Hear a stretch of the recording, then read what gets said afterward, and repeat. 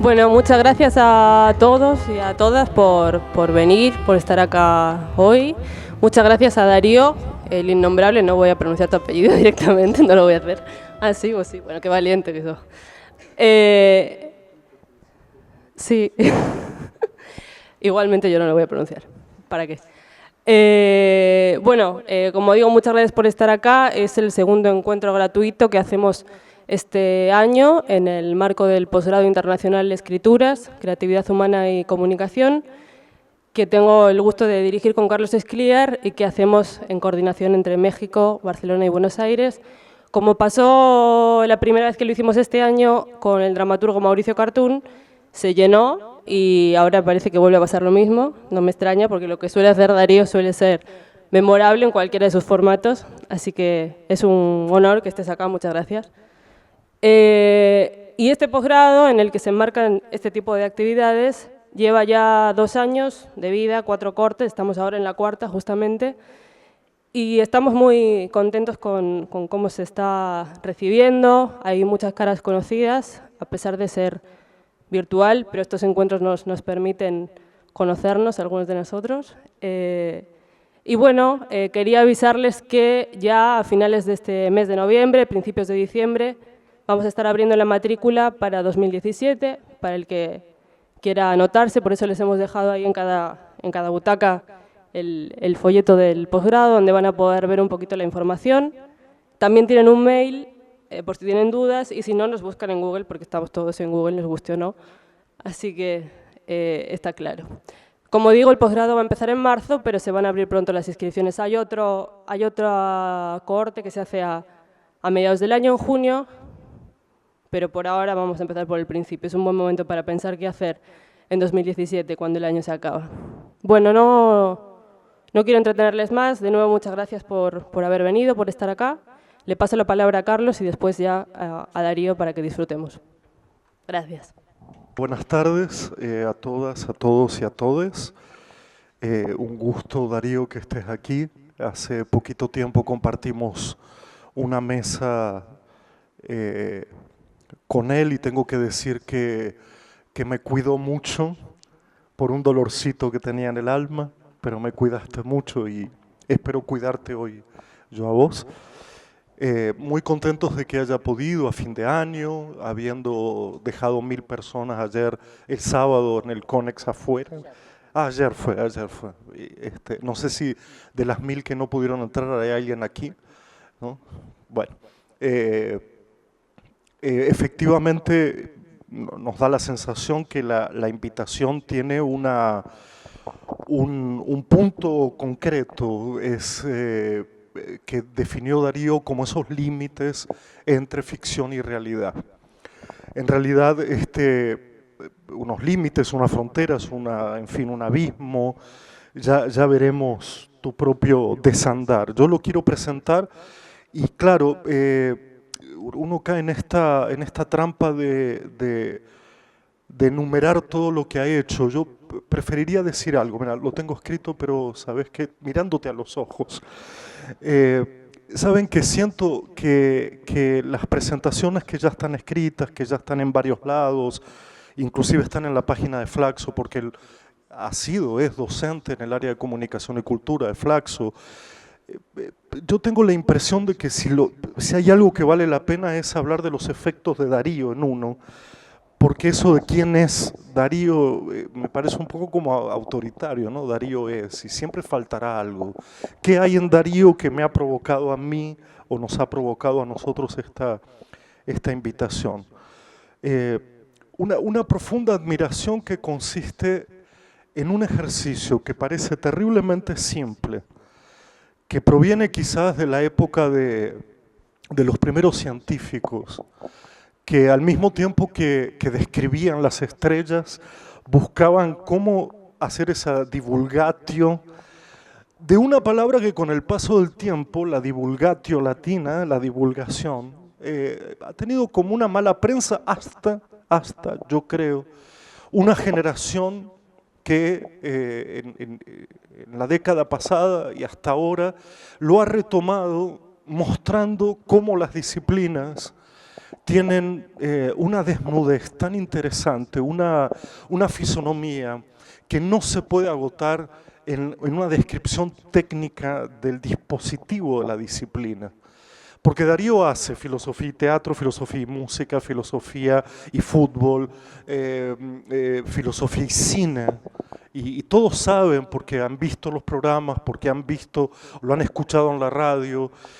Y a mí me parece que ahí está el principal elogio que uno puede hacer de alguien que lleva una disciplina que de otro modo sería eso, un ejercicio riguroso, a reconocer que en sus raíces la filosofía era sin acento, era el filósofo, no era el filósofo, era el filósofo como un ejercicio supremo del poder pensar.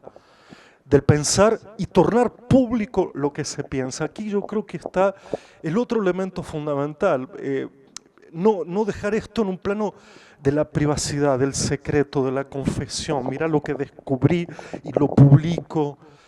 Entonces, esa jerarquía que hay que volverle a dar al plano de la divulgación, me parece que no es solo eso, porque Darío también fue gerente de edición en Eudeva, porque Darío profesor del ciclo básico, porque Darío, etcétera, etcétera, etcétera. Pero yo quiero, en este efecto personal, retratar algo que me parece fundamental, y es cómo escenificar, cómo llevar a los medios de comunicación, inclusive a las actividades públicas de conferencia, que es un medio de comunicación, cómo llevar, cómo trasladar, cómo pasar, cómo dar, cómo ofrecer aquello que de otra manera permanecería en un círculo muy cerrado, muy privado, privado de ser escuchado, privado de ser leído. Y este es el punto central que nos anima a invitarlo a querer ser hermano, fraterno, amigo, y por eso es que aquí estamos y darte la palabra que es toda tuya hoy. Muchas gracias, Darío.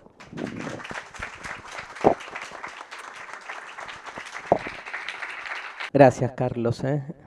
Un amor, básicamente. Carlos Escliar, un referente para muchos de los que vienen haciendo sus diferentes desarrollos académicos en el ámbito, sobre todo de la educación. Así que es un honor para mí venir y compartir este espacio con él. Alguien que también ha generado mucho texto, mucha escritura, como para pensar la educación, pensar al otro. Nos une con Carlos sobre todo esa pasión por el otro, ¿sí? Esos temas que parecen ir pasando de moda con los tiempos, y que sin embargo están ahí latiendo, presentes todo el tiempo, y sobre todo obligándonos a pensar, ¿sí?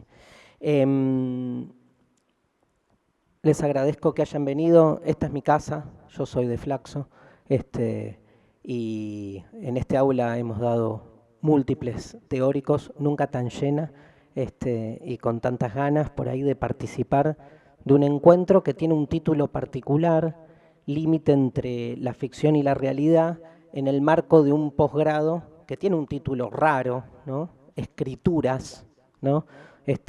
Uno no entiende, yo recién me enteré charlando con Carlos, si se trata, digamos, de un posgrado práctico, de un taller, ¿no? Para escribir, o si se trata de una reflexión teórica sobre la escritura. Es esto último, evidentemente. Es un taller virtual, un posgrado virtual, con todo lo que implica la virtualidad en relación a la escritura, ¿no?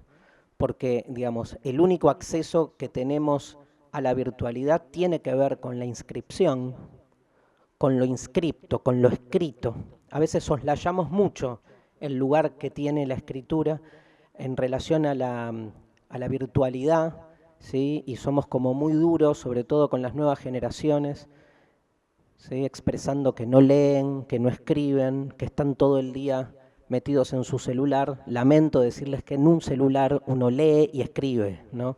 No leerá y escribirá según las normas ISO o las normas no sé qué, digamos, de generaciones anteriores que evidentemente provienen de otro paradigma de lo que es la lectoescritura, pero hoy la cosa está mutando y ya sería como empezar mal ¿sí? Esta especie de negación en relación a la lectura y a la escritura de nuevas generaciones que en relación con la tecnología, digamos, abren nuevas perspectivas creativas, diría yo, en relación a lo escrito.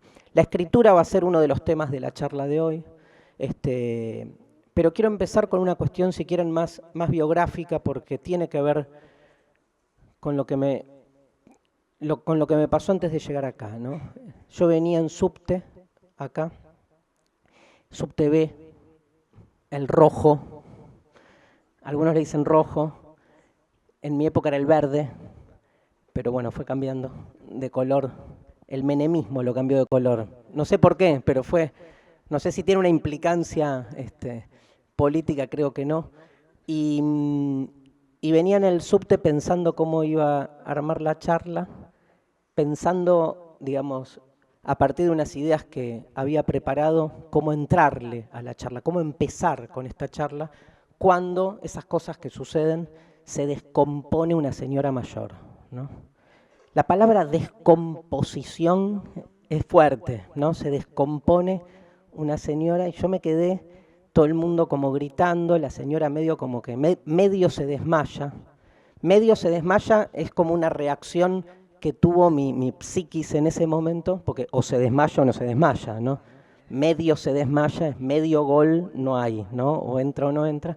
Pero, bueno, lo importante es que no estaba muerta, ¿no? Porque no estaría contando esto tan graciosamente.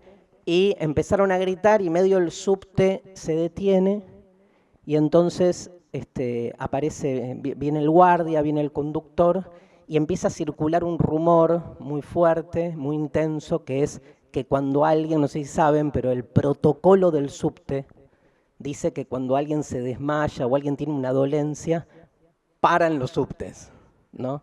Entonces todo el mundo odia a aquel que necesita contención en ese momento, más una señora mayor. Y yo me quedé observando eso, justo antes de venir para acá. Empiezo de nuevo. ¿Vamos? Empiezo de nuevo. Estuve en Canal 7 en una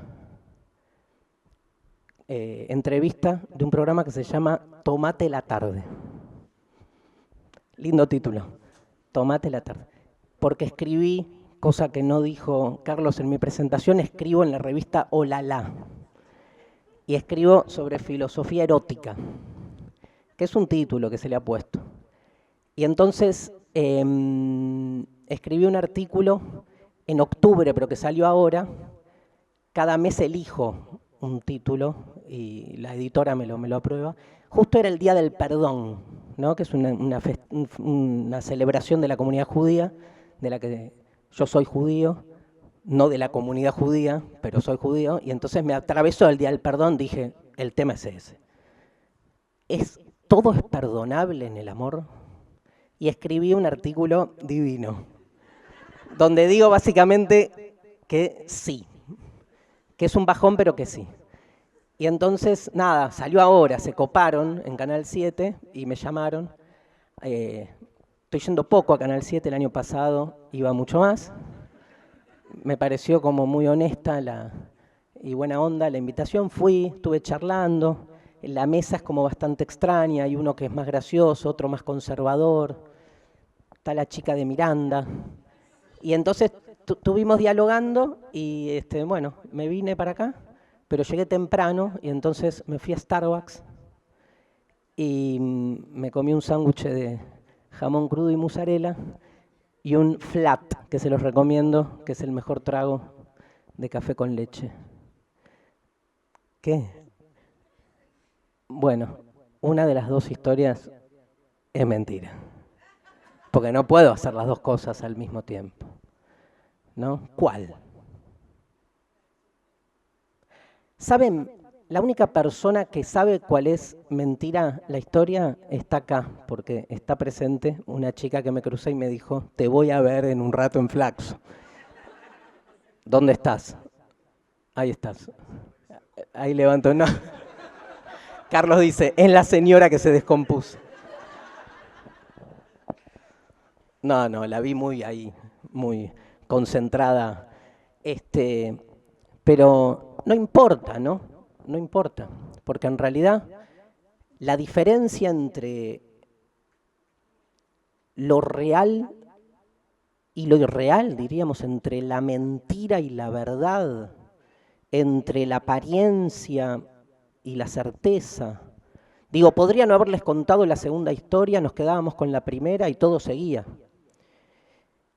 Y en realidad uno vive muchas veces contando historias. Incluso la segunda historia que les conté, que se supone que es la cierta, peca de muchas restricciones o peca de ciertas focalizaciones que yo hago en cuestiones más importantes que otras.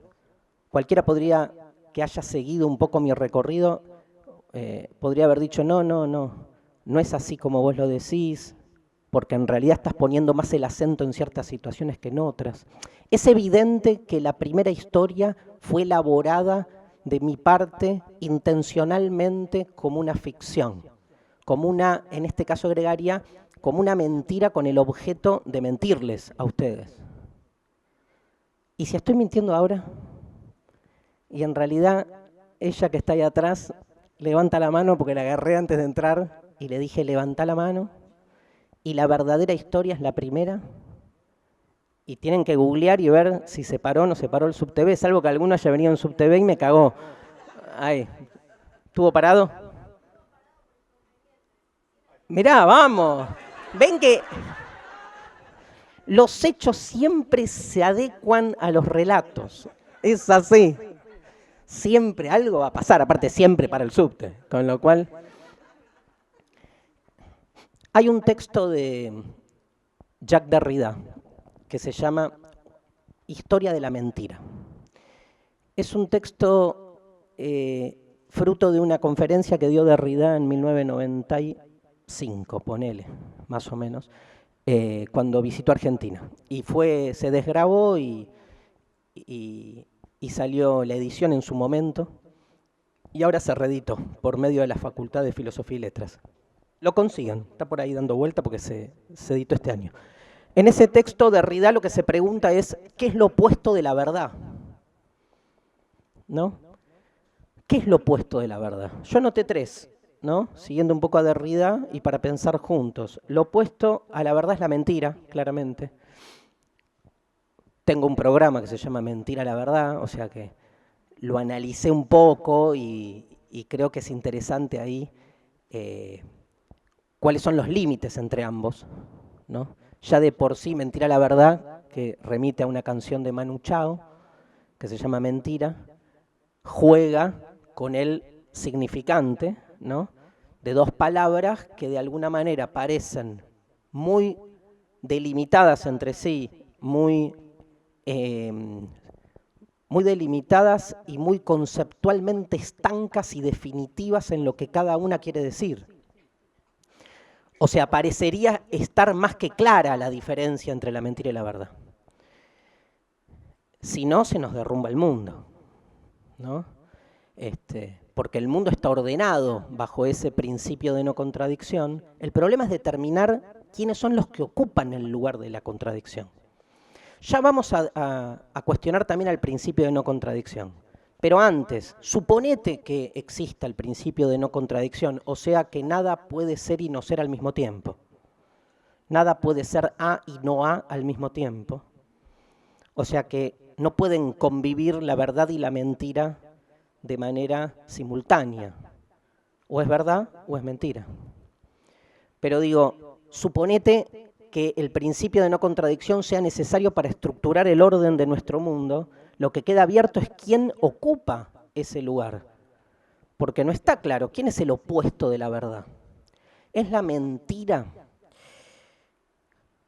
¿Es el error? ¿No? Porque también podemos, estoy citando a Derrida, es el error porque, digamos, uno dice la verdad o uno alcanza una certeza o uno se equivoca. Es muy loco porque cuando uno se equivoca, uno cree que está diciendo la verdad. Y voy a anticipar una tesis trágica. Cuando uno miente, uno también sabe la verdad. No la dice, pero la sabe. O sea, la verdad tiene una prevalencia. lo que creamos que sea la verdad. La tercera, que es más propia de nuestra tradición occidental y que tiene que ver con el título de la charla de hoy, es la apariencia. Apariencia que en algún tipo de forma literaria se vuelve ficción. Habría que poder delimitar, cosa que vamos a tratar de hacer, cuáles son las características de un discurso aparente para que se vuelva ficción. Y tenemos otro problema, porque eso supone dar por sentado que toda ficción supone, digamos, un distanciamiento de la verdad. O sea que cuando hay ficción hay una elaboración de una historia que no es verdadera.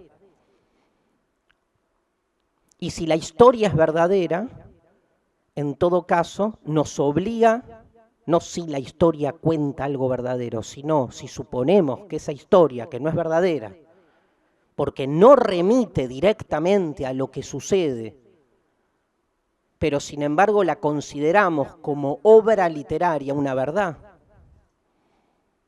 ¿Alguien la escribió? ¿Alguien la escupió? ¿Alguien la vomitó? ¿Alguien la estructuró? Hay un texto, el texto es verdadero. Pero a lo que remite el texto no es verdad, son otros 100 pesos.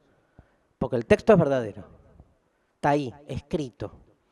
Nos obliga, digo, y después nos vamos a ordenar un poco más, a volver sobre la cuestión, una de las cuestiones primigenias de la filosofía, que es la pregunta por la verdad.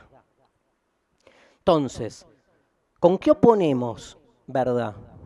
Mentira, apariencia, error. Tenemos 3 posibilidades ahí. ¿Sí? Mira, doy la charla y después hacemos las preguntas, porque si no, ¿te parece? Tenemos 3 posibilidades, 3 oposiciones, que, digamos, no es que hay una que está bien, digo, ya de por sí nos coloca en un primer lugar problemático, digo, problematizar los límites entre la ficción y la realidad, así como problematizar la cuestión de la verdad, entendiendo que es lo propio de la filosofía, tomar conceptos que en la cotidianeidad se presentan de manera simple, segura, de forma instituida, por decir así, y empezar a tratar de encontrar problemáticamente sus otras posibilidades de ser. Nada hay más problemático que la verdad. ¿Por qué? Porque la naturaleza de la verdad es presentarse aproblemática. Y eso es algo que la filosofía siempre intenta develar. O sea, se va a pelear mucho más con aquellos dispositivos, mecanismos que se presentan de modo aproblemático y va a buscar en esa aproblematicidad, ¿sí?, una intención de instalar un discurso como si fuese incuestionable. Porque algo aproblemático es algo que rige por la fuerza misma de las cosas. Mientras que todo lo que supone un interés, una subjetividad, una creación previa, da la posibilidad de ser cuestionado, da la posibilidad, por lo tanto, de ser transformado, de cambiar, ¿no? Entonces, ¿cómo no va a ser importante problematizar la verdad en tiempos, no 2016, sino los últimos 3000 años, tiempos que desde los sofistas y su pelea con Sócrates hasta la actualidad están absolutamente atravesados por esa homología entre la cuestión de la verdad y la cuestión del poder. Y si quieren, uno de los grandes triunfos, creo que cada vez menos, pero uno de los grandes triunfos de la verdad es siempre haberse presentado a sí misma de manera apolítica. Cuanto más nosotros nos convencemos de que la cuestión de la verdad no tiene que ver con el interés, no tiene que ver con estructuras de poder, más entonces la verdad como herramienta del poder logra su objetivo. Porque está claro que el poder que sea, los poderes que se les ocurra, desde los más micros hasta los más macro, tienen como objetivo instalarse, ordenar la realidad de acuerdo a su necesidad, y para eso la mejor herramienta, el instrumento más eficiente que tienen es hacer pasar su propia lectura como si no fuese una lectura, hacer pasar su propia narración como si no fuese una narración, hacer pasar todo texto como si fuese una información, hacer pasar toda palabra como si fuese la cosa misma, apostar a que el puente que une las palabras y las cosas es un puente posible, y no que el puente es también, como vamos a ver que dice Derrida, el mismo puente es también una palabra, porque entonces se me derrumba toda posibilidad de transparencia, ¿sí? La cuestión de la verdad es la cuestión del poder, es algo que viene siendo discutido en filosofía desde el origen mismo de la filosofía hasta hoy. No solo lo discutimos hoy cuando vemos la televisión y nos arrancamos los pelos viendo blindajes mediáticos, temas que se discuten, sentidos comunes hegemónicos que atraviesan la agenda cotidiana, sino que lo podemos llevar directamente en todas las diferentes épocas que hacen a lo que llamamos la cultura occidental, a un matrimonio entre el poder y la verdad, que ha sabido muy bien, digamos, configurarse a lo largo de la historia. Ahora, lo loco es que los mismos textos que han servido para ello dan la posibilidad, y eso es para mí la grandeza de un pensador como Derrida.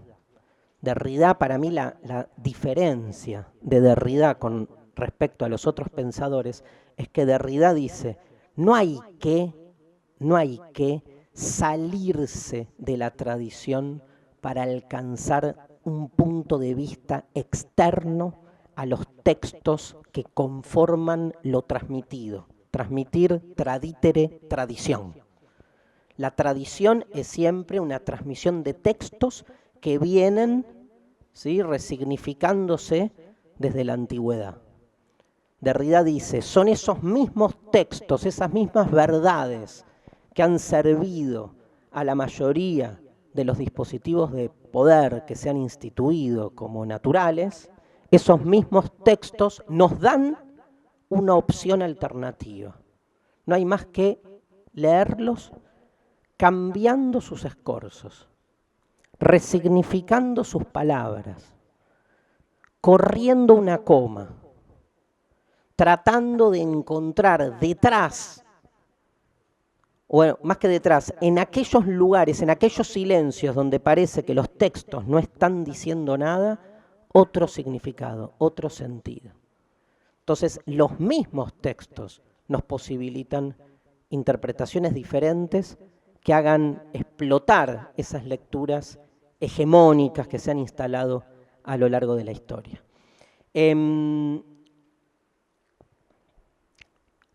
Una cosa final sobre esto, y es lo propio de la filosofía. Digo, la filosofía no puede sino ser una práctica política, porque si la filosofía no está cuestionando las obviedades, o sea, los lugares comunes que se instalan en cada episteme, en cada, digamos, paradigma, entonces no es filosofía. Iba a decir una barbaridad, pero no la voy a decir.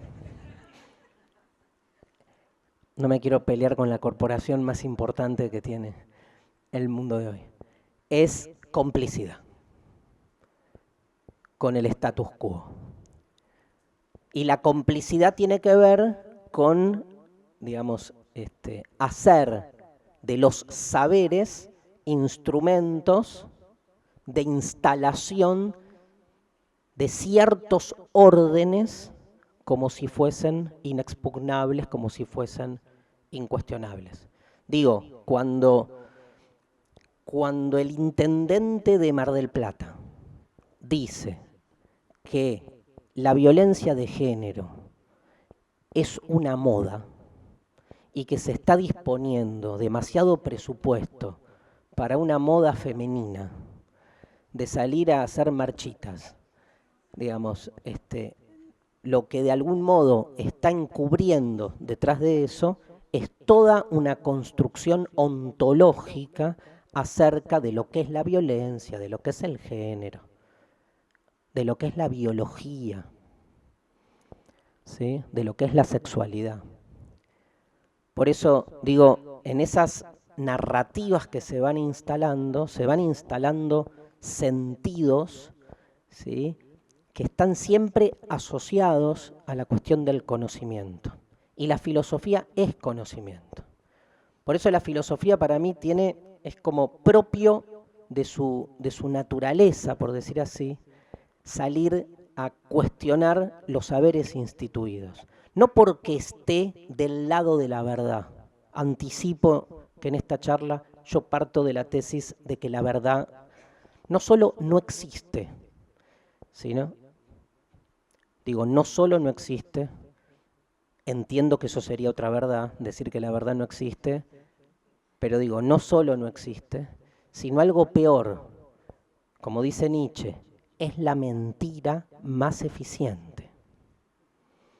No solo no existe la verdad, sino que su inexistencia disloca un pensamiento binario que opone la verdad a la mentira como dos lugares estancos, absolutamente escindibles y separados. Porque si la verdad es la mentira más eficiente, entonces uno debería llegar a la conclusión de que todo es mentira. Pero si la mentira tiene como objetivo hacerse pasar a sí misma como si fuese una verdad, la diferencia entre ambas es ambigua. Porque una mentira no es algo falso. Ya dije que son tres oposiciones distintas, no es algo falso. Les digo algo peor. Piénsenlo la próxima vez que estén hablando, por ejemplo, con su pareja y que estén sospechando de que su pareja les está mintiendo. No hablo de cuernos y eso, hablo de cosas más importantes que tienen que ver con la vida cotidiana, ¿no? Pero no importa. Claro, llega un momento en el matrimonio que es mucho peor que te mientan con hoy te toca a vos llevar a los chicos, por ejemplo, que me acosté con X. Que es, y eso lo dice Derrida en el textito porque es corto, porque es chiquito, en la conferencia, dice, es imposible saber de manera, juego con las palabras, de manera cierta, de manera verdadera, que alguien te está mintiendo. No hay manera de saber que alguien te está mintiendo porque el mentir no tiene que ver con la información que se dice, sino que tiene que ver con la intención de lo que se dice. Uno cuando miente está persiguiendo un objetivo, ¿sí? Que es ocultar la verdad, una verdad que uno sabe. El que miente sabe la verdad. Si no sabe la verdad, no miente, se equivoca. Pero si alguien sabe la verdad y adrede no la dice, persiguiendo con eso la instalación de un sentido diferente, por conveniencia personal o de lo que sea, de poder, del que sea, entonces se me entra a tambalear esa diferencia. Si a mí me preguntan, ¿qué hiciste ayer a la noche? Y yo digo, estaba en Roma tirándole monedas a la fuente esa la fuente de Trevi, sí, la fontana de Trevi. Estoy mintiendo, pero yo sé que no estaba ahí. Y tampoco es que puedo generar una interpretación diciendo, no, estaba en realidad en mi casa, que es como la fontana de Trevi, y que, se parece a Roma porque no. o que estaba soñando, ya son todas las hipótesis ad hoc que uno empieza después a generar cuando te enganchan mintiendo. Pero en realidad el mentir no es algo que tenga, digamos, que esté tan definitivamente escindido de la verdad. Más si el objetivo de la mentira es lograr que su propio texto se instale como si fuese el verdadero. ¿Qué es una mentira exitosa? La verdad.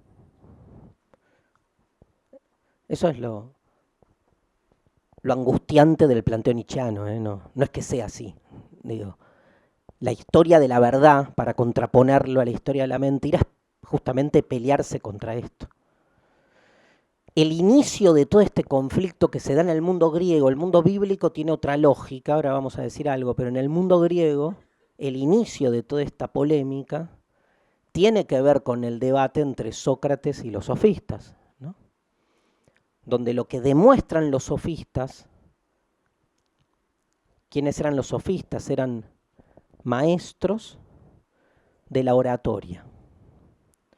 Gente que venía del mundo de la filosofía y que habían descubierto que los filósofos, además de preguntarse por el cosmos y por el telos, ¿no? Por la finalidad del universo, podían ganar plata, que era algo que hasta ese momento parecía imposible. ¿Cómo iban a ganar plata?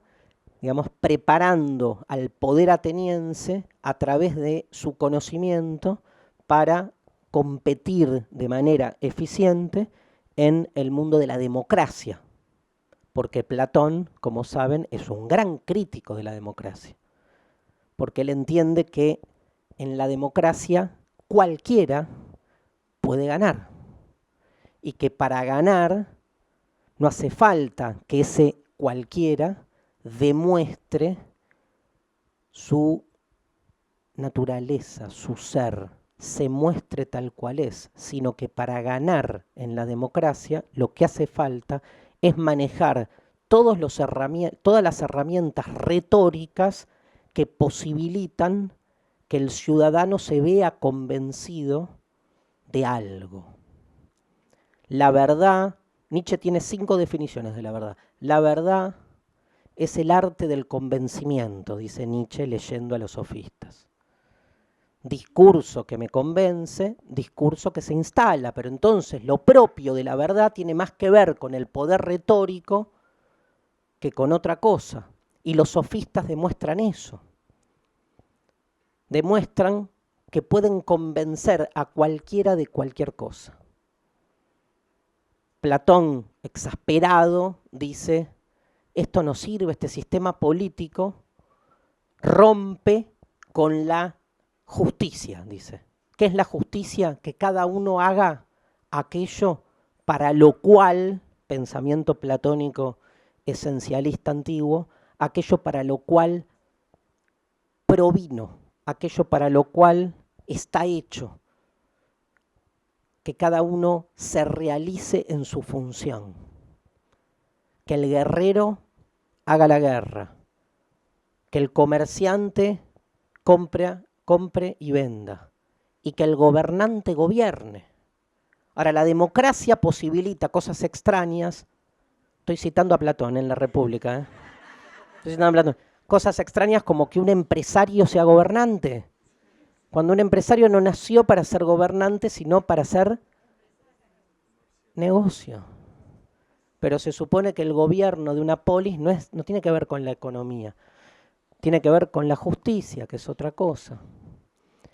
Entonces se desplazan los roles, ¿sí? Muy interesante volver a la República para pensar la situación contemporánea. No queda uno, no queda un presidente electo, ¿no? Pero, digamos, la aristocracia platónica es otro horror, ¿no? Digamos, que gobiernen los que saben y quienes saben los que él decide, ¿no? Los que tampoco hay, digamos, una manera de encontrarlos. Lo que sí me parece interesante es entender cómo se va instalando aquello que Derrida llama lo indecidible, que es no poder terminar de diferenciar entonces los límites entre la mentira y la verdad. La Biblia, que es un texto raro, ¿vieron? Porque tiene como una proveniencia no griega, pero en un momento se recontraheleniza y se pierde, ¿no? Se vuelve, digamos, socia del pensamiento del logos, ¿no? Otro matrimonio tremendo que San Agustín llama Occidente. ¿Saben que Agustín es el primer pensador occidental justamente porque es el primero que enhebra la tradición judeocristiana con el pensamiento, digamos, greco-romano, con la cultura greco-romana, pero sobre todo porque, digamos, lo que se produce entre ambas fuentes, piensen que nosotros digo latinoamericanos, somos hijos como de un trío, de un ménage à trois, que somos judeocristianismo, pensamiento greco-romano y el tercero excluido, que es América, ¿no? Que es la cultura originaria propia de nuestro territorio, ¿no? Nuestros pueblos originarios, nuestra parte de algún modo soterrada, pero que todo el tiempo está haciendo ahí, está provocando la necesidad de ser escuchada. Y somos un poco hijos de ese trío. Y hay que hacerse cargo, ¿no? Aparte de ese trío. Pero bueno, a lo que voy es que uno también es hijo de la Biblia, aunque uno se cague en la Biblia. Pero uno se caga en la Biblia, o sea que está la Biblia para ser cagada, digamos. O sea, no es que uno puede decir, no me interesa. ¿Sí? Digamos, hay un montón de textos de los que yo me siento totalmente indiferente y siento que, no yo Darío, digo, siento que no han hecho a la construcción de lo que es la subjetividad contemporánea, pero no la Biblia justamente. ¿Sí? Son textos que nos constituyen.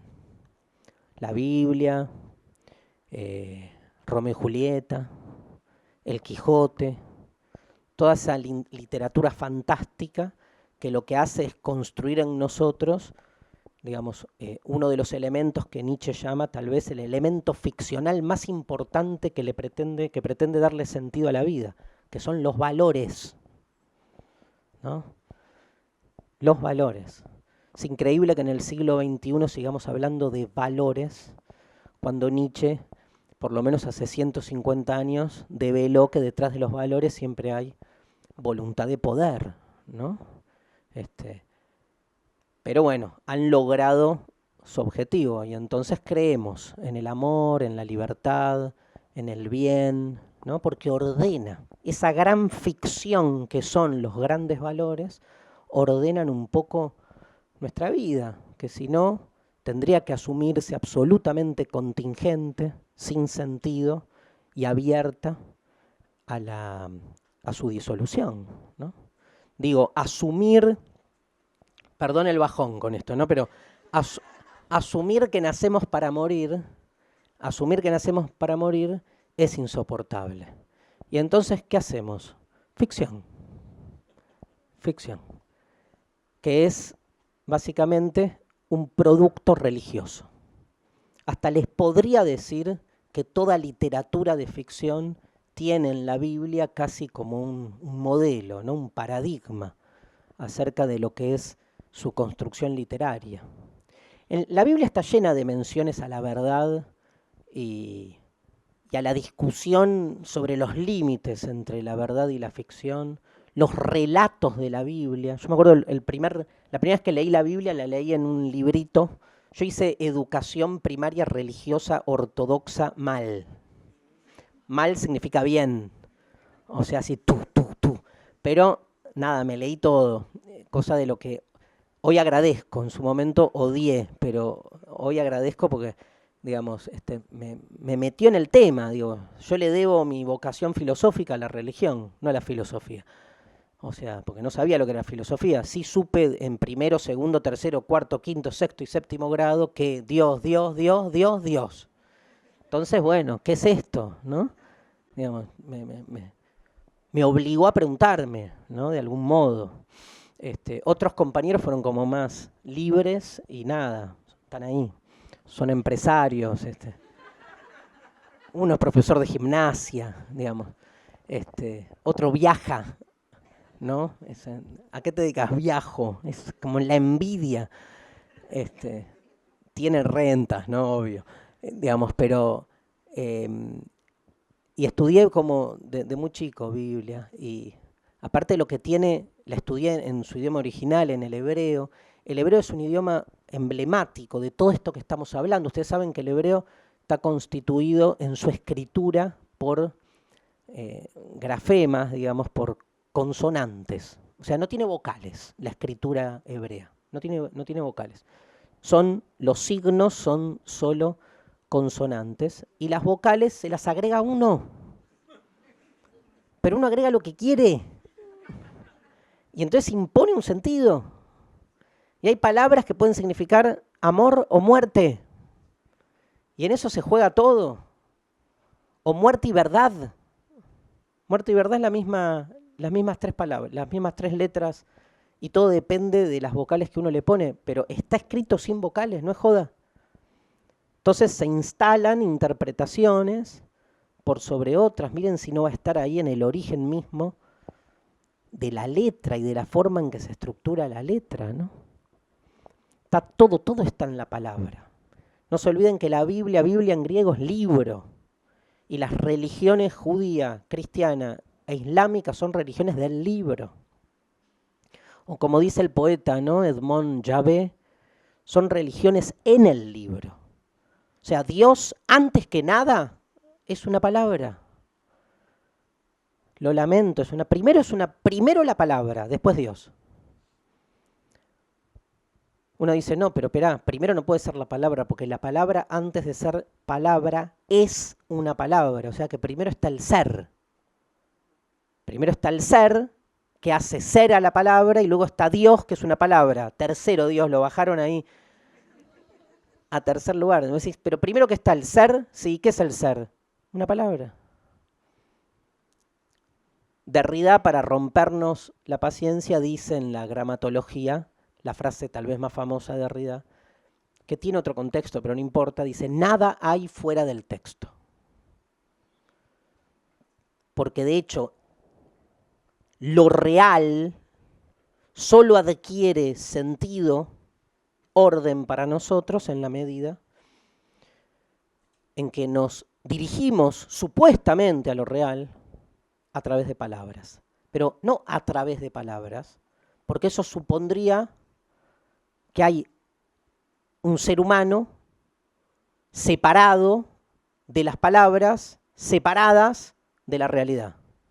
Como si hubiera tres estaciones distintas. Está lo humano, está el lenguaje, está la realidad, y la peor de las suposiciones es que el lenguaje transparenta esa realidad para que el ser humano acceda a ella. Ahora, si somos palabras, porque cualquier cosa que digamos la decimos, o sea que somos seres dicientes, no existe esa, ¿no? No.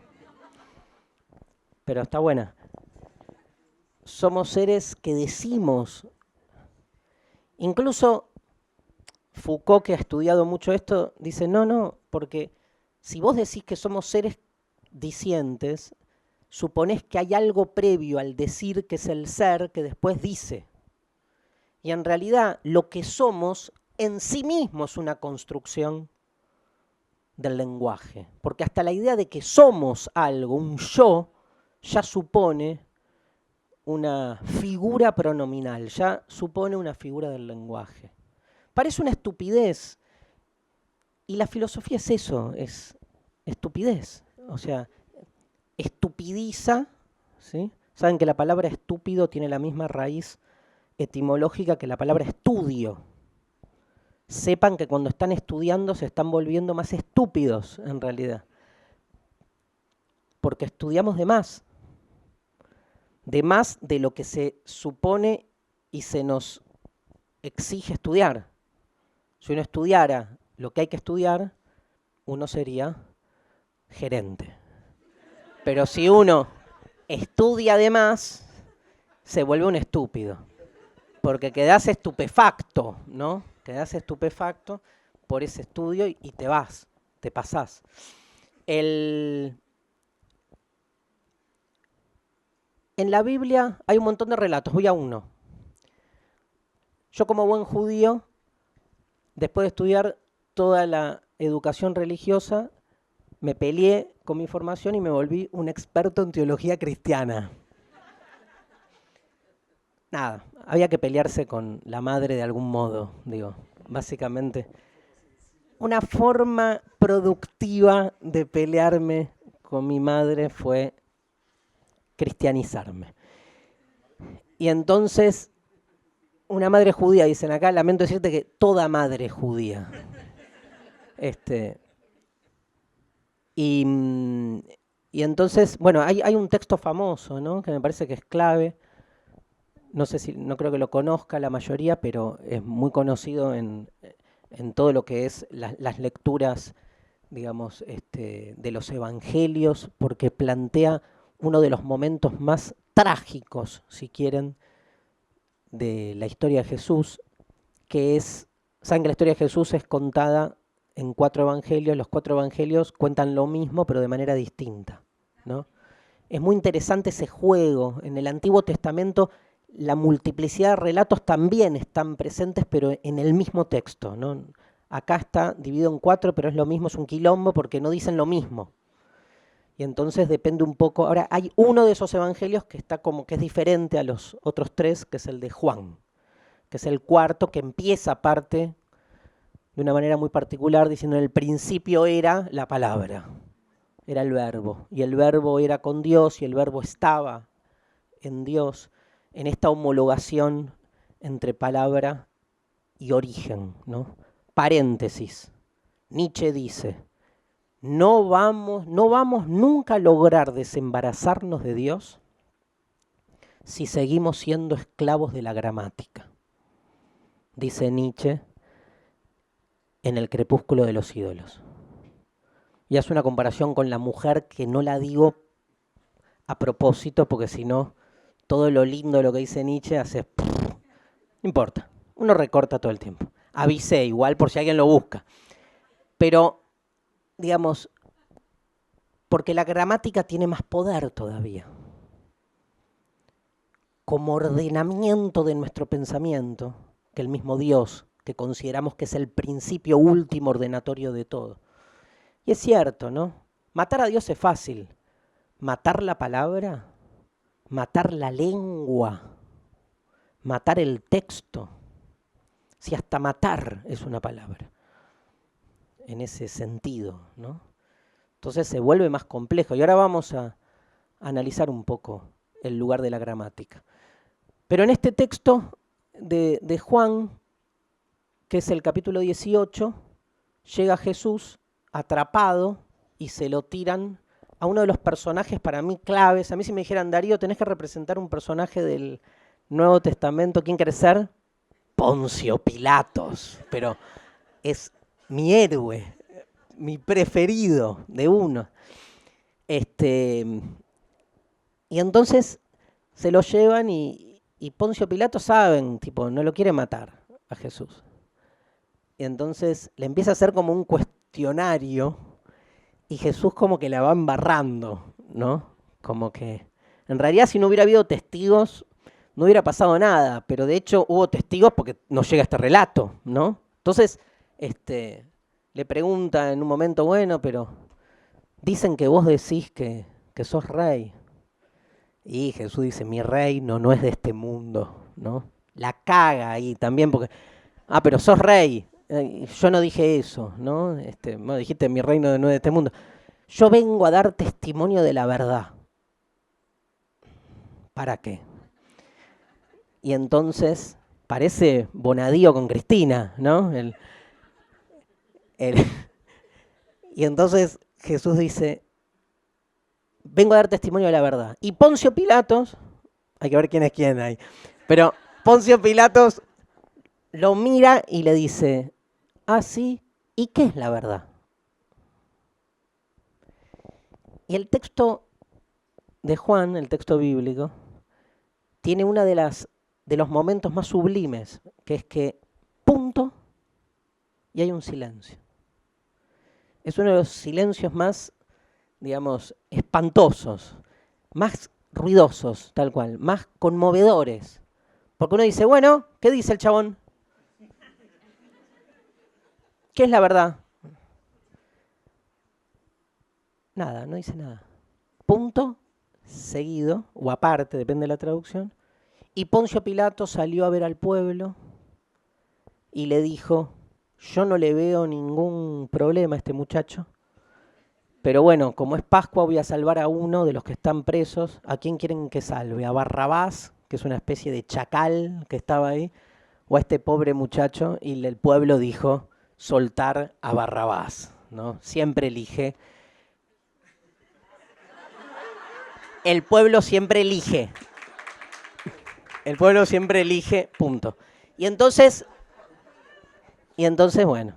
Ahora, ¿qué pasó ahí? La interpretación, digamos, dogmática dice como que lo de Jesús, la interpretación canónica es que Jesús hizo lo que se llama como una pregunta retórica. Como que Jesús dijo, el chabón le dice, no, Poncio Pilatos hizo como una pregunta retórica, dice, ¿y qué es la verdad? Como diciendo, me mataste cuando me decís, vengo a dar testimonio de la verdad. Y Pilatos dice, wow, qué groso lo que me dijo. ¿Y qué es la verdad? Y se quedó pensando y se fue. Y lo salvó, porque Poncio Pilato dijo, él no es. Pero bueno, la interpretación más que se pelea con el dogma dice, no, que Jesús se quedó tildado. Y no está mal pensarlo así, si 10 renglones después dice, Padre, ¿por qué me abandonaste? O sea, estaba tildado en su tensión interior.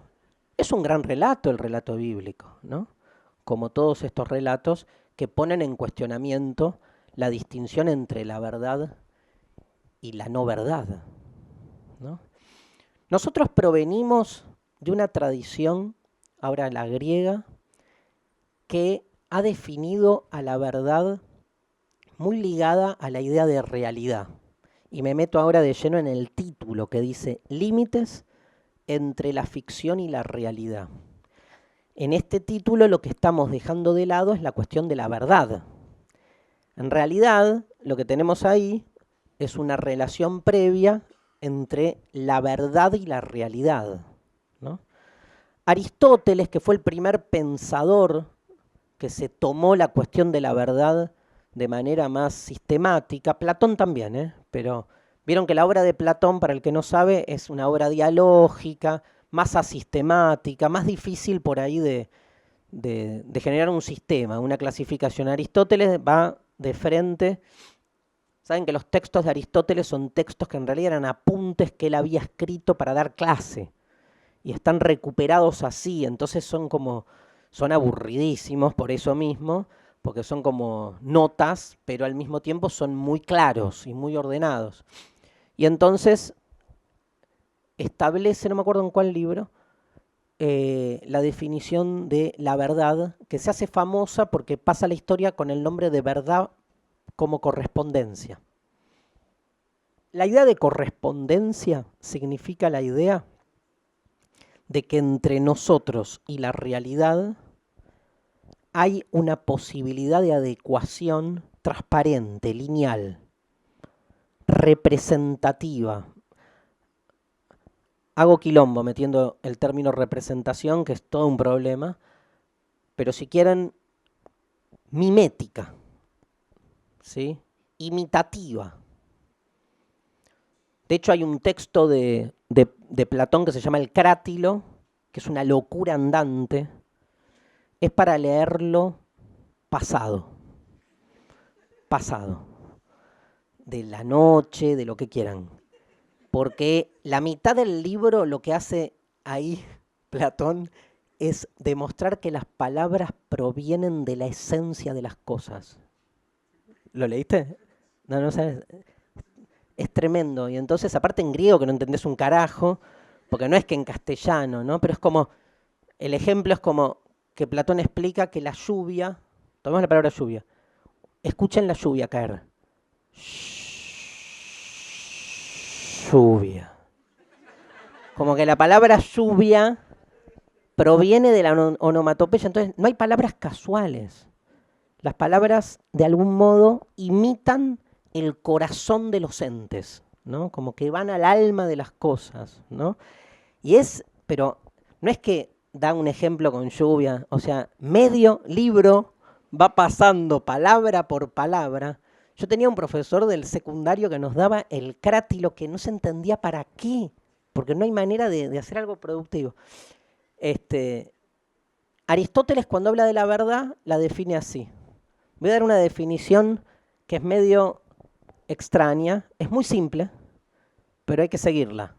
Dice esto Aristóteles: decir de lo que es, y de lo que no es verdadero. Y decir de lo que es, que no es, y de lo que no es, que es falso. Los ayudé con las manitos, y con el tono, porque uno la lee ahí y de lo que es, y dice, hijo de puta, pone una coma. Pero, entonces, ¿qué es lo que importa? Obviamente hay un puente, hay una correspondencia, ¿no?, entre las palabras y las cosas.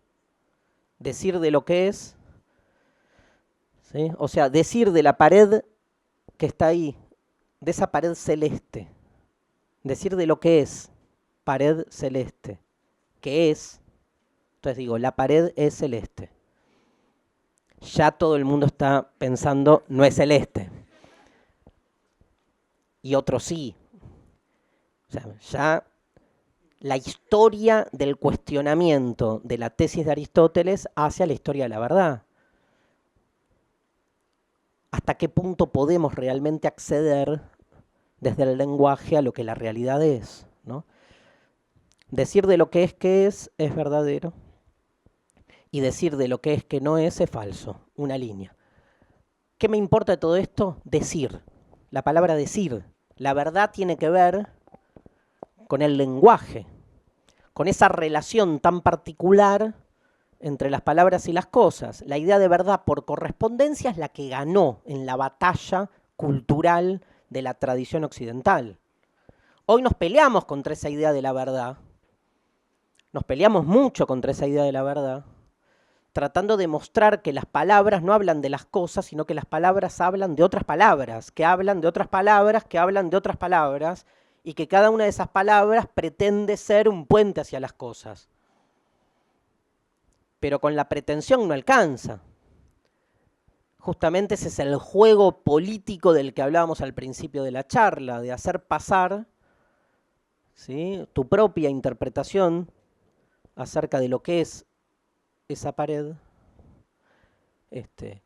Porque, quiero decir, lo digo más simple, a ninguno de ustedes le molesta que yo diga que la pared es celeste,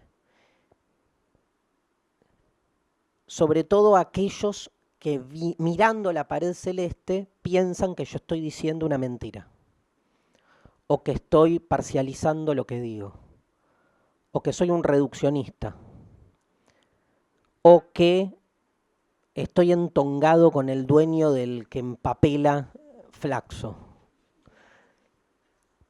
que le puso una alfombra a una pared, aparte, porque no es, ni siquiera es papel. Ahora, pueden pensar lo que quieran, pero ninguno de ustedes se pone mal. Lo que pasa es que el dispositivo es el mismo cuando decimos la Argentina está saliendo a flote en su economía cotidiana. Y eso, ¿sí? O escuchamos a un funcionario de una secretaría de Estado decir que la cantidad de desaparecidos fue 7.103, creo. Entonces, hay afirmaciones que obviamente impactan de un modo más que de otros. Filosóficamente hablando, todas son autoritarias. Y les diría, que a todos los que nos rompe soberanamente el alma la afirmación de que los desaparecidos fueron 7.000, 8.000 o lo que fuera, está bueno también entender que en este tipo de afirmaciones, que son las que más uno escucha en la tele, porque uno no escucha todo el tiempo la de los desaparecidos, uno escucha todo el tiempo la pared es azul. O sea, el sentido común se construye no donde se visualiza el interés. El sentido común se construye en lo que resulta inofensivo. Pero se instala una idea que después se disemina como si fuese así, o sea, incólume, sin posibilidad de ser cuestionada, ¿no? Por eso la filosofía es el análisis de lo obvio, porque entiende que es en la obviedad donde más se construyen las verdades, ¿no? Verdades que es imposible terminar realmente, no me da el tiempo, pero podemos estar una hora compartiendo argumentos acerca de las falencias que tiene, los agujeros que tiene la teoría de la verdad como correspondencia. O sea, hay que poder sostener que lo que decimos se corresponde con la realidad. Hay que poder sostener que hay una realidad. Hay que poder sostener que hay correspondencia. Hay que poder sostener que si hay una realidad y hay correspondencia, nosotros tenemos la capacidad, nosotros, de acceder a esa correspondencia. Todo se te empieza de algún modo a diluir con distintos argumentos. Creo que en el fondo lo que está en juego es algo muy propio de la tradición platónica. La tradición platónica, ustedes saben, suponía la existencia de dos mundos diferentes, un mundo real y un mundo aparente. El planteo platónico es la inversión del sentido común empírico en el que estamos nosotros, con el que convivimos. O sea, para Platón el mundo real no es este. Es el mundo del más allá, el mundo trascendente, un mundo donde habitan las verdades. Lo verdadero y lo real en Platón coincide. Por eso este mundo es un mundo de apariencias, mundo limitado, un mundo imperfecto. Este dualismo entre lo verdadero y lo aparente coloca al mundo del conocimiento sensible, del conocimiento cotidiano, en un lugar de incompletud, en un lugar de imperfección. Tendríamos que descorporizarnos, desmaterializarnos, poder escaparle a todos los condicionamientos históricos, materiales, culturales, para alcanzar de manera pura y racional la lógica de la realidad que está en otro lado. Y que así, digamos, por atisbos podemos llegar a tocarla en este mundo, como ustedes saben, solo muriendo alcanzamos la realidad. Al pedo porque te morís, ¿no? Pero, digamos, el proceso es ese, digamos, el más sabio de los seres humanos puede llegar a alcanzar, no sé, el 99% de un conocimiento real, si es una especie de gurú que, aparte como dice Platón, tenés que estudiar 100 años matemática, dice 10, pero es como 100, porque 10 años estudiando matemática, imagínense, para los que estudiamos filosofía, yo tuve los 3 días más felices de mi vida fueron el campeonato del 2006 con la vuelta de Verón y el Cholo Simeone, perdón por la... 1. 2, el nacimiento de todos mis hijos. Y 3, el día que rendí el último examen de matemática en el secundario. Que dije, chao, o sea, nunca voy a padecer, nunca más, nunca más. Nunca más. Ahora, este dualismo ontológico, miren qué loco, arroja al mundo de las apariencias, o sea, arroja, acá quiero que se visualice otra vez los problemas de límites entre la verdad y la apariencia, y en este caso más de lleno entre la ficción y la realidad. porque nuestro mundo sensible, que es este mundo, es un mundo de apariencias. Y es un mundo de apariencias, es un mundo construido en su sentido. Ahora, esa construcción de sentido aparente, ¿cómo se relaciona con lo ficcional? Tiene que haber algún tipo de construcción literaria puesta en juego para sostener el conocimiento de este mundo sensible, que no es real. Estamos creando apariencias. Miren, el argumento es el mismo que usamos nosotros para cuestionar a la metafísica y a la religión, pero al revés. O sea, para los que somos ateos / gnósticos y empezamos a leer la Biblia y todo eso, decimos, ¡wow! ¡Qué capacidad inventiva tuvieron que tener estos poetas para inventar una de las metáforas más impresionantes y eficientes y eróticas incluso de la historia de la cultura mundial, como es la idea de Dios. Fascinante. Todo la erótica que está puesta en juego en ese Dios que cuando, ¿no?, me conecto con él, siento mi... O sea, hay textos, no sé si leyeron las Confesiones de San Agustín, que son propias de un tipo que está directamente masturbándose con Dios. Que hay que tener inventiva. Fascinante.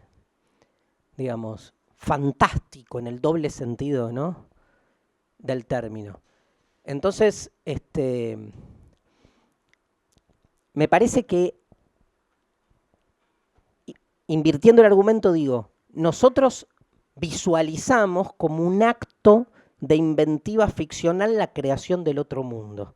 Platón piensa lo mismo al revés. Platón lo que dice es, cuando todos nosotros estamos acá hablando de la pared es azul y de las cosas que nos rodean, ¿cuánto relato tenemos que construir para creernos que esto es la verdad? Y hacer pasar esta cotidianeidad como si tuviese un sentido. Vuelvo en ese sentido a la cuestión del inicio. Si nacemos para morir, lo que nos salva es la literatura. Pero no la literatura de Borges o la literatura del amigo Michel Houellebecq, que está recorriendo los centros culturales públicos de nuestro país. Nos salva la literatura que somos nosotros. Y entonces, donde más se nos va jugando la cuestión de los límites entre la ficción y la realidad es en lugares que suponemos que no tienen una relación directa con la cuestión, como por ejemplo, quiero nombrar dos, hablo de esas dos, de otra cosa más y cierro. O sea, termino a las 11 de la noche. No. Esperá, voy rápido con estas dos porque... ¿Qué es la primera? La cuestión de la identidad. Empecemos por lo más a la mano. La cuestión de la identidad. La pregunta, ¿quién soy yo? ¿Qué respondo? Relato. Un relato. ¿Quién soy yo? ¿Quién se anima? ¿Quién soy yo?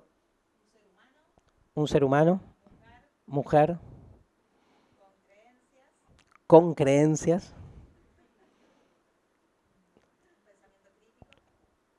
Con pensamiento crítico. Y el resto no importa. Latinoamericana. Ok. Amante de la Pachamama. Ok. Bien. Ahí. ¿Quién más? Sí. Yo soy otra. Otra. Una bestia de carga. ¿Quién más? ¿Quién soy yo? Sí. ¿Soy lo que puedo? Crear. Soy artista. Cuesta decir artista, ¿viste?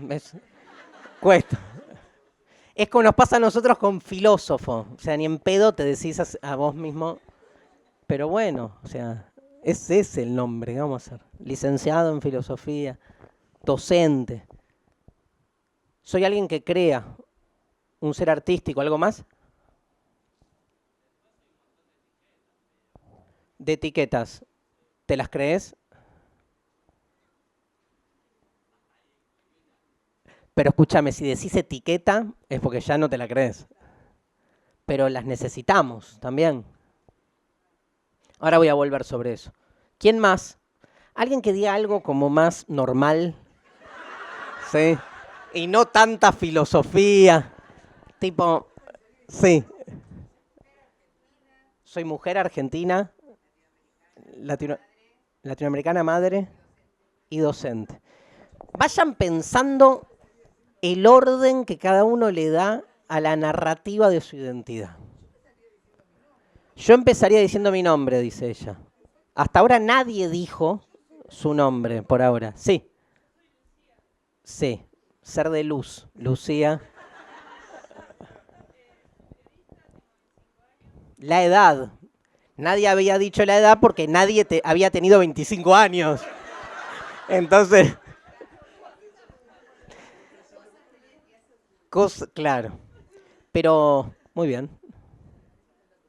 ¿Alguien diría alguna otra cosa? O sea, tuvimos profesiones, tuvimos territorialidades. Raro, yo no hubiera dicho argentino.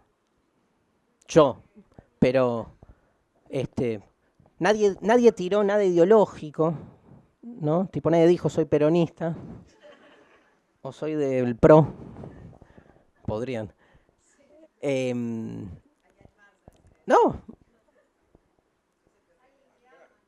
O alguien que no, soy madre, dijeron por ahí. Pero sí, ¿vos querías decir algo? No. Bueno, está, una localización más de ciudad, ¿no? Más que Argentina, porque Argentina es parte de una identidad nacional que también está viviendo mucha crisis en términos, no la Argentina, sino en general las identidades nacionales. Pero no dejamos de empezar a pensar un recorrido identitario en términos narrativos. ¿Qué agregarías vos? Roles, ¿no? Roles. Claro, un ser vivo, pero nadie diría eso. O sea, uno empieza diciendo las etiquetas de las que habló el joven atrás. Porque, claro, pero soy lo que puedo en este momento ser y soy otra, y ahí sí hubo una vuelta, pero no dejan de ser elecciones que uno realiza, recortes, en función de la identidad. Lamento decirle, y hay un texto de Paul Ricard buenísimo sobre identidad e ipseidad, que lo dejamos por ahora, pero lamento decirles que la palabra identidad tiene que ver con lo que uno es. Ahora, ¿puede uno describir lo que uno es? Uno no puede decir si la pared es azul. ¿Puede uno decir qué soy yo de manera taxativa, transparente, lineal? O sea, uno elige, jerarquiza, prioriza. Luego, no elige, ni jerarquiza, ni prioriza siempre igual. Porque es muy probable que uno diga latinoamericana o soy otra con una fuerza en un contexto más que en otro. Luego, uno tampoco elige, porque uno no es uno, sino que uno es muchos y sobre todo fuerzas, no en el sentido por ahí en que lo dijo el joven, pero sí fuerzas que van condicionando y estructurando lo que después nosotros suponemos que decimos de lo que somos. Y además todo eso tiene que tener onda, porque además a todo eso le ponemos un guión. ¿Quién no guiona? Para contar la boludez más básica que quieran, en distintos registros. Está bien, uno no engancha con todos los géneros. O sea, a mí la telenovela Moisés, por ejemplo, no me capturó. ¿Sí? Sí, los 10 mandamientos con Charlton Heston, que tiene 70 años, pero son maneras de contar, pero no importa. Hay gente que ve, es fanática de Capusotto, y hay gente que no lo puede ver, a Capusotto no entiende. Yo conozco gente que no entiende de qué nos reímos. No entiende. Y pasa con mucha literatura, con la poesía. Hay gente que no puede leer poesía. O sea, no entiende la gracia de la poesía. La poesía tiene algo de gracia, de don, ¿no? Porque no tiene... Digo, el que no conecta, no conecta. Bueno, pasa con esto, con la filosofía. Nosotros estamos en una charla de filosofía preguntándonos, ¿no? Por, no sé, la vacidad del vaso, y entra un tipo normal y te escucha así recortado en un diálogo sobre la vacidad del vaso y dice, están todos mal. Claro, ¿vas a tomar o no? ¿Viste? Porque, y sin embargo, esa vacidad del vaso que estás dialogando, vos al interior de tu juego de lenguaje, como diría Wittgenstein en su idea tal vez más importante, también tiene la misma lógica cuando en la mesa de Mirta Legrand están discutiendo quién mató a Nisman. Y en realidad están discutiendo de la vacidad del vaso. Lo que pasa es que en un caso está extrañado del contexto y en otro no. Pero seguramente para mucho extranjero, la discusión en la mesa de Mirta Legrand sobre la relación entre Otavis y Xipolitakis es incomprensible. Pero se trata de eso, ¿no? De juegos de lenguaje. Y uno sigue creyendo en la verdad. Yo quiero ir al tema del como sí. El tema del como sí es quien me ha resuelto el problema que planteó ahí él de las etiquetas y esas cosas. O sea, es como una pequeña forma de salir a flote del conflicto más de fondo que hay entre la ficción y la realidad, o entre la verdad y lo aparente, que es, si es tan difuso el límite entre ambas, y les voy a dar un ejemplo, cómo salir de eso difuso. De nuevo, es un concepto, empiezo bien críptico, después se esclarece, pero es un concepto paulino, o sea, San Pablo, o sea, mi traición, ¿no? La teología cristiana. En una de las cartas de San Pablo, una de las cartas paulinas, creo que Corintios, Pablo anuncia cómo va a ser el tiempo que resta. Porque saben cómo es la historia. Jesús vino, murió por nosotros, se fue, pero tiene que volver. Y para que vuelva todos tenemos que abrirnos al Espíritu Santo. El problema es que una vez que todos nos abramos al Espíritu Santo, antes que Jesús, que ve que todos nos abrimos al Espíritu Santo, todos, los judíos, los musulmanes, los originarios, los perros, los robots, todos, para que suceda esta evangelización final y finalmente Jesús diga, bueno, ya están todos y vuelvo. Hay un libro que es el Apocalipsis que dice, pero antes de que vuelva Jesús, viene el anticristo. Entonces Jesús viene, mata al anticristo y todos resucitamos en cuerpo y alma. En alma, todas las religiones dicen eso, la que introduce el cristianismo es en cuerpo y todos chochos. El tema es en qué momento de la vida del cuerpo, ¿no? Uno resucita. Uno puede elegir ahí, no se sabe, no está eso en los textos. Queda abierto a la interpretación del cura. El tema es que cuando Pablo creía esto, y le preguntan a Pablo, ¿cuánto falta para que llegue el anticristo y no sé qué? Ya, dice él. Les cuento que no llegó todavía. Salvo que ustedes homologuen al anticristo con no sé quién. Y entonces, con Trump, dicen acá. Si así fuese, entonces está por venir la parucía final de Jesús. No creo. Aparte, el anticristo es más inteligente. O sea, no puede ser Trump el anticristo. El anticristo tiene que ser el bien, se disfraza. No es tan tarado el anticristo. O sea, el diablo es la mentira más eficiente. nada. Hay un punto en que no hay que pensar más. Toma agua, ¿no? Pues, no hace bien. Entonces, el tiempo que resta para Pablo era tipo 4 años.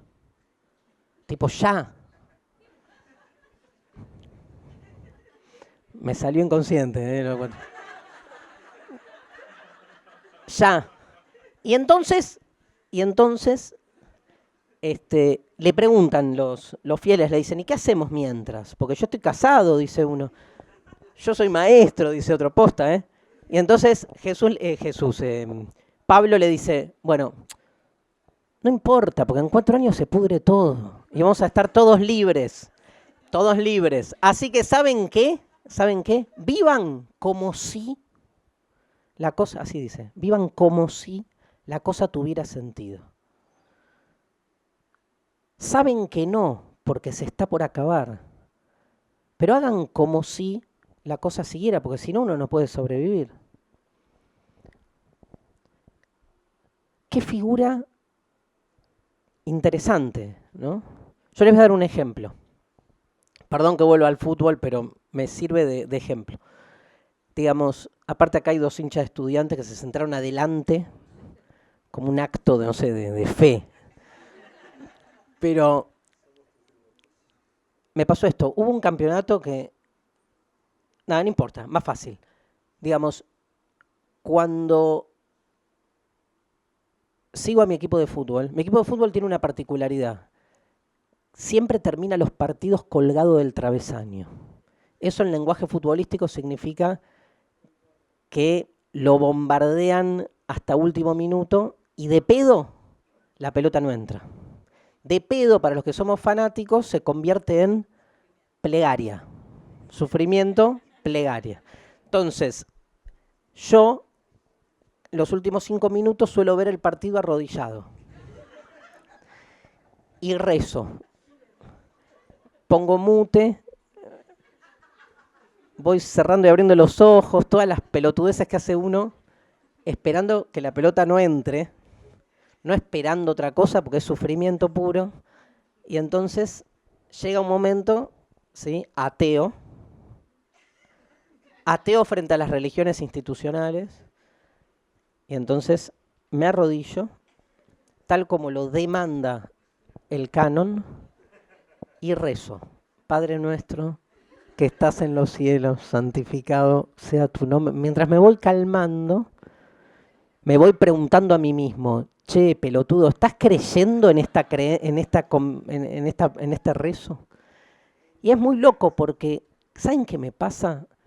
Digamos, yo creo que un psiquiatra lo llamaría esquizofrenia, pero un poeta lo llamaría libertad, ¿no? Que es, ¿saben qué? Me pasan las 2 cosas. Cuando rezo, o sea, yo sé que Dios no existe y que la pelota entra o no entra. Me quedé, porque el tipo vive de pegarle a la pelotita. Pero cuando tiene que pegarle como le pegó las 70.000 veces que le pegó y que siempre entró, ese día no entró. Y entonces vos decís, hay algo más. Y rezás. Después está la explicación psicológica que te dice, bueno, nada, sufrió una presión, entonces la musculatura cedió. Está todo estudiado, increíble, ¿no? Alrededor de una pelotudez absoluta que es el fútbol. Pero está todo puesto ahí. Ahora, yo en ese momento rezo y me creo el rezo. Aunque al mismo tiempo sé que el rezo no tiene sentido porque no hay trascendencia y que mi rezo no va a llegar a buen puerto y que no va a resolver el partido. Sin embargo, cuando rezo como si, San Pablo, como si lo resolviera. Me creo la ficción, pero me la creo.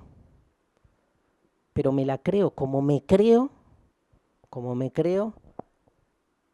el final de Rocky 2.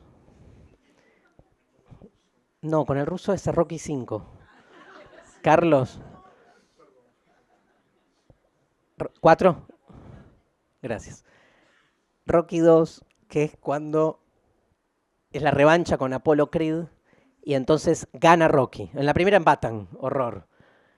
En la segunda gana Rocky y básicamente Rocky, que bueno, el que conoce la historia, que es tremenda, agarra el cinturón, mira a la cámara de televisión y le habla a su mujer, a Adrian, y le dice, Adrian, it's for you, I love you. Y yo, ¡guau!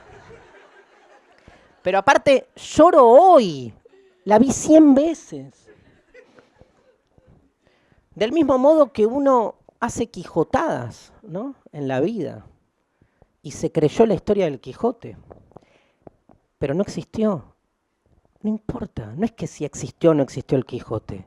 Digo, el quijotismo constituye nuestra subjetividad, ¿no? Por eso somos todos hijos de las peores tragedias de amor, porque el amor es Romeo y Julieta.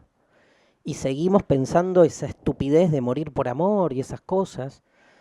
Morir por amor al pedo, ¿no? Porque no estaba muerto el otro. O sea, que el amor siempre es una tragedia. Digamos, esas historias de algún modo te constituyen. ¿Qué es el como si? Bueno, en el amor es donde más se ve, ¿no? Todos nosotros sabemos que el amor ideal no solo no existe, sino que es una proyección de nuestra carencia. Y sin embargo, en todo vínculo afectivo, vivimos con el otro como si esa relación fuese el amor ideal. Si no, sería una cagada. Digo, estás viviendo... ¿Qué onda? Y nada, esto dura. ¿Y qué sentís por mí? No, un poco. ¿Pero soy el amor de tu vida? No. No da, o sea... Haces como si, ¿no? Te creas, por eso pegan tanto las telenovelas, ¿no? Las historias en general, digamos, que exacerban ese aspecto, ¿no? Ese como si es interesante, y voy cerrando con esto, y hacemos un par de preguntas.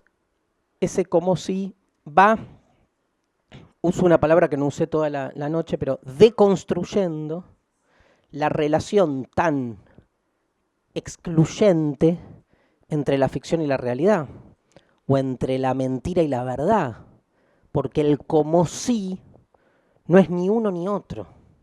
Muestra en realidad que ambos polos en algún punto se tocan, que ambos polos de alguna manera se contaminan. Por eso cierro con el título, como se debe. La charla se llama Límites entre la ficción y la realidad, y de todo ese título me quedo con la palabra más importante, obvio, que es el entre, ¿no? Porque es ese entre, es esa entridad la que está permanentemente presente en las relaciones entre supuestas entidades tan cerradas sobre sí mismas.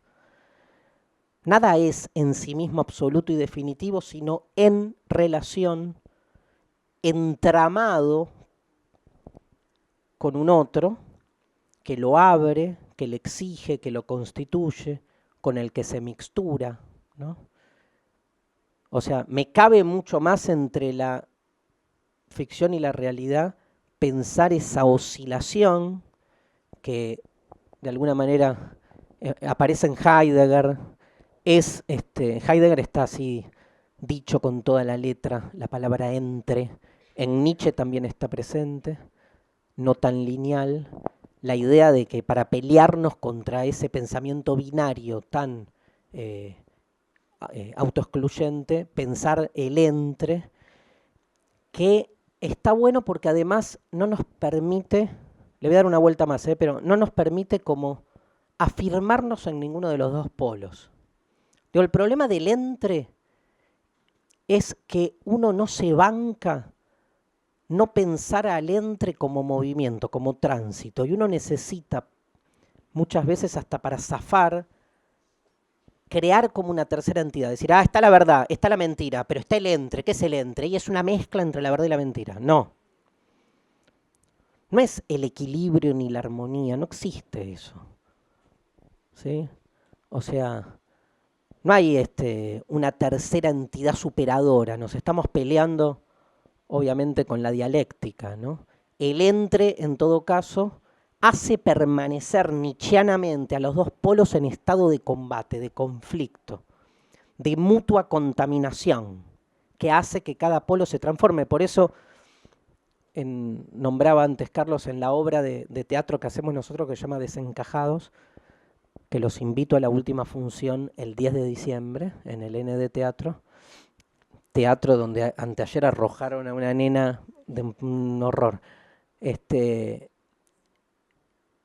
Trabajamos la cuestión del entre y para hacerlo teatral la relacionamos con una figura arquitectónica muy interesante que son los pasillos, ¿no? Porque fíjense que si cada una de las entidades fuese una habitación y cada habitación estuviese orgullosa de su propia entidad, de su propio ordenamiento. ¿Quién no ha tenido alguna vez discusión en casa con la habitación del hijo, del hermano, de lo que fuera? ¿Qué tocás, qué agarrás? Este es mi orden, no rompas las pelotas. Y cada ámbito, cada espacio, la casa, de algún modo, lo que marca es el lugar de las costumbres propias. Saben que morada, por ejemplo, en latín tiene la raíz mor, que es moral, mores. Nuestro hogar, nuestras costumbres, nuestro orden, nuestra habitación, que uno suele hacer, para volver al inicio de la charla, de su habitación el orden de la casa entera, ¿no? Y uno cree que todas las otras habitaciones deberían estar estructuradas como la propia, hasta que uno abre la puerta y ve que la habitación de al lado es un quilombo. Y cuando uno jerarquiza, estigmatiza y dictamina es un quilombo, lo que afirma es que uno está más cerca del orden que el otro.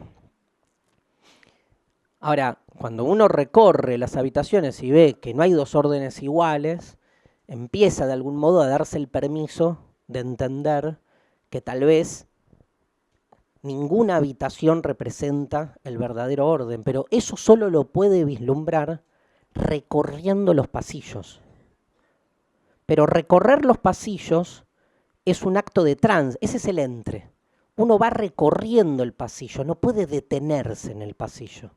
Porque si uno se detuviese en el pasillo, estaría convirtiendo al pasillo en otra habitación, en otra entidad cerrada.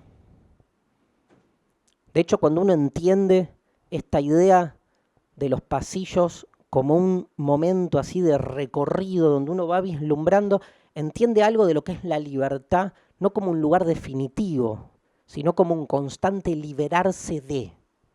Es que uno no puede no estar en una habitación, pero uno puede salir y liberarse de diferentes, ¿no?, esquemas. No sé si para llegar a un esquema final, digo, al final del pasillo no hay nada, hay otras habitaciones. Pero al mismo tiempo uno no puede establecerse en un pasillo, ¿no?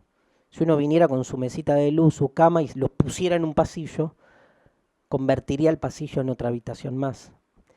Y no estaría cumpliendo su objetivo, ¿no? Tal vez el entre, ¿no?, este pasillo, sea el único momento de libertad, aunque imposible.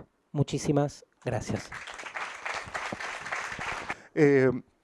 Hay un cuentista israelí, uno de los mejores actuales, que se llama Eckert, que tiene un cuento en el cual los humanos tendrían la propiedad de dividirse en dos. En algún momento deciden fragmentarse y el que tiene 18 se fragmentan 2 de 9 y sigue viviendo, digamos. Somos como células que nos dividimos. En un pueblo todos se fragmentan menos una señora. Y todos esperan que se fragmente, pero llega a los 80 años y no se fragmenta. Y le preguntan por qué y ella responde: imagínense ustedes que ya es insoportable mi vida sola, multiplicada por 2, sería doblemente insoportable. La llaman a la señora la lúcida del pueblo. La lúcida quiere decir, pensando en Albert Camus y en aquel mito de Sísifo, quiere decir aquel que entiende que todo esto es absurdo. Que todo esto es absurdo, que vivir es absurdo, que morir es absurdo, que el mundo es absurdo y que de alguna manera hay que hacer un ejercicio de ficción para sobrellevar esta absurdidad, ¿no? Absurdidad. Que Camus resuelve así: o te vas del lado del suicidio y de sus formas, de sus variaciones, o te vas del lado de la literatura, como hizo él, para sostener esa idea absurda del mundo y escribir otro mundo que no fuera este, que es absolutamente insoportable. De tal manera que se parece mucho a lo que Pamuk, el turco, dijo alguna vez: escribo para hacer un mundo que no fuera tan insoportable como este mundo en el que todavía no he escrito. No he escrito. Bueno, a mí me parece que lo que podríamos hacer es entregar dos representantes del pueblo público, dos cuestiones, dos intervenciones, y cerramos, porque también él está invitado hasta determinada hora y somos cumplidores y todo eso. Así que cada uno tendrá exactamente, democráticamente, 5 segundos para elaborar su cuestión. Adelante. No, la justicia. ¿Qué caray hacemos con la justicia, que justamente es un organizador de la sociedad y justamente se basa en estos criterios de verdad, mentira, de ficción, de realidad, y después dictamina sobre la sociedad, ¿no? ¿Escucharon desde atrás? Sí, no tengo que aclarar nada, ¿no? ¿No escucharon? No. Acá el joven, así en un estado como muy afectado, dijo: ¿qué hacemos con la justicia? ¿Qué hacemos con la justicia? ¿Qué hacemos con la justicia?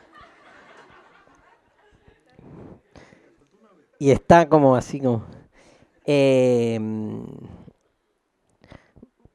a ver, ¿puedo? No. No, en filosofía, si no sabes qué decir, decí algo. Es como la máxima. No, tengo que recaer en algún marco teórico. Tengo que recaer en algún lugar como para pensar. Para pensar, te diría nietzscheanamente, de manera extemporánea. O sea, sin entrar a la discusión coyuntural concreta que es Bonadí o Casanelo, ¿no? Porque entonces, no porque esté mal o bien, porque otros lo hacen mejor, porque otros lo hacen mejor o no, pero es su métier, digo. ¿Qué podemos ofrecer desde la filosofía? Como, digamos, porque muchas veces nos pasa eso, que por ahí te invitan o te hacen preguntas que no tiene sentido que uno hable desde otro lugar que no sea lo que uno aporta mínimamente, en mi caso, desde mi profesión. Traería Derrida. Te diría que está bueno leer un texto complejo pero legible que se llama Fuerza de Ley. Es un texto que se consigue. Derrida relee ahí a grandes teóricos del derecho. Walter Benjamin, que es un fuerte crítico del derecho, pero también relee a Carl Schmitt, y a todo el debate que hay entre Schmitt y Kelsen. Hans Kelsen, una figura clave en la construcción de lo que es el derecho positivo. Para decir o aportar desde algún lugar, lo más importante que dice Derrida en ese texto es: no es lo mismo el derecho y la justicia. Lo que vos llamás justicia y decís que hacemos con la justicia, en realidad lo que estás diciendo es que hacemos con el derecho. Porque nuestros jueces son quienes aplican el derecho. La justicia es otra cosa. Derrida dice: la justicia es infinita. Claro, digo, la única justicia posible es el bien del otro. Ahora, lo que hay en el mundo son construcciones positivas que son las construcciones del derecho. Cuanto más el derecho se acerque a la justicia, mejor para una sociedad. Pero entendamos que nunca va a terminar de homologarse. Y dice Derrida, algo peor. Y si algún sistema de derecho se homologase con la justicia, entonces, tené cuidado. Porque entonces hay una interpretación de la justicia que se plasma como si fuese absoluta. O sea que además es obligación para los que estamos en el mundo del derecho que nunca coincida el derecho con la justicia, porque si no, hay autoritarismo. Entonces, obviamente, la ley de identidad de género que es parte del derecho positivo de nuestra sociedad de los últimos años, ha sido para mí un gran avance hacia la justicia.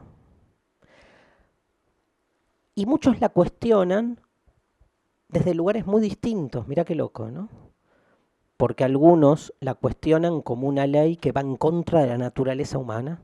Hoy han resurgido en la discusión sobre el aborto, de nuevo, esas posiciones que parecían superadas, pero que tienen mucho peso. Yo creo que incluso el derecho, vamos a llamarlo, los grandes avances en términos progresistas del derecho argentino no representan, y si querés es discutible, la sensibilidad o el Stimmung, diríamos, el estado de ánimo propio de una sociedad. En ese sentido, creo que esas legislaciones de la otredad fueron muchas veces en contra. Digo, en un plebiscito perdía la identidad de género. Y no creo que con el paso del tiempo tampoco se hayan generado transformaciones. Puede haber un montón de gente que evidentemente mutó de alguna manera gracias a prácticas educativas, culturales, pero hasta ahí. Ahora, es parte del derecho positivo que ha generado una transformación que no termina de plasmarse como algo justo, porque así como los conservadores la cuestionan, digamos, yo te puedo hacer un cuestionamiento exactamente al revés y decirte, saben que la ley de identidad de género permite que alguien que haya nacido biológicamente con lo que se supone que es un sexo biológico, macho o hembra, puede ir y elegir el género inverso. Si yo nací macho, puedo ir y cambiar mi género, pero no puedo cambiar mi género a lo que yo quiera. Puedo cambiar mi género a mujer. O sea, permanece el pensamiento binario, cuando el gran problema de la identidad sexual es el binario. Y entonces, obvio que al lado del fascismo naturalista del que provenimos, es, te diría, guevarista, revolucionario, pero no es definitivo. Pobre democracia, dice Derrida, la que se crea definitiva, la que haya llegado a convencerse de que alcanzó su último estadio. Está siempre abierta. Yo creo que hay algo de eso en la relación entre el derecho y la justicia, pero que empezaría ahora, para bajarlo más a lo que a vos te importa, me parece que es justamente, yo trabajaría y trabajo de hecho en muchas de las cosas que hago para mostrar esto, esta diferencia. O sea, no darles a nadie el significante justicia. Sos un gran burócrata del derecho y a lo sumo sos un gran ejecutor de las leyes. Ahora, la justicia tiene que ver con otra cosa.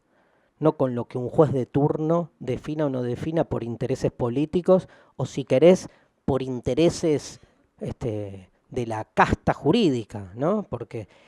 Entonces hay que, ni hablar, pero por eso hay que dar una pelea en la palabra ahí, ¿no? Una pelea con el texto. No es justicia, es derecho, que es otra cosa. Está bueno. Las palabras son pasillos si les quitamos a la palabra su carga de verdad. El tema es, siempre para mí, es entender de dónde provenimos. Nosotros provenimos de un sistema, de un discurso, de un lenguaje que ha instalado ciertas palabras con una fuerza direccionada sobre todo en presentarse a sí mismas como puentes con la realidad. Entonces, una cosa es un puente y otra cosa es un pasillo.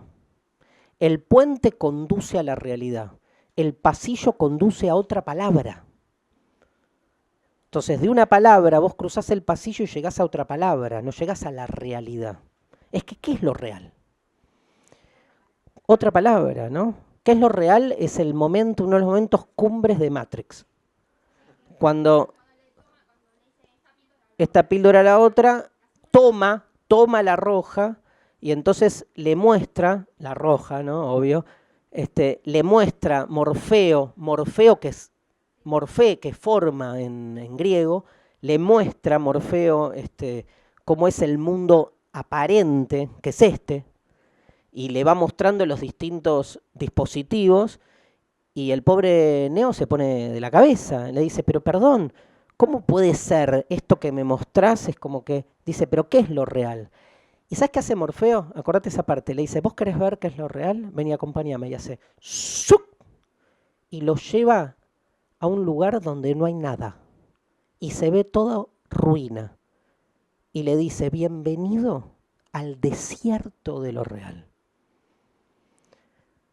Y él se queda mirando, ¿no? Y la idea de desierto es una idea clave para entender lo que es lo real, ¿no? Nietzsche dice, el desierto crece, ¿no? El desierto crece, avanza, peor todavía, crece, avanza, se va como apoderando. Ahora, ¿qué es el desierto?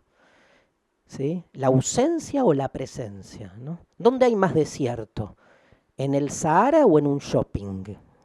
¿No? ¿Dónde hay más desierto, digamos, serialización, aridez, falta de distinción, ¿no? Porque en el desierto cuando te encontrás con una plantita es un orgasmo, ¿no? ¡Wow! Aparte, esa plantita tiene que bancársela para estar viva, ¿no? Porque en el shopping todos somos seres vivientes. Ahora en el desierto... Ahora, en el shopping somos seres vivientes si tenés tarjeta de crédito. Si no estás en el desierto de lo real, ¿no? Que es un poco... Nada, eso. Hay que ir al cine, es muy, muy ilustrativo.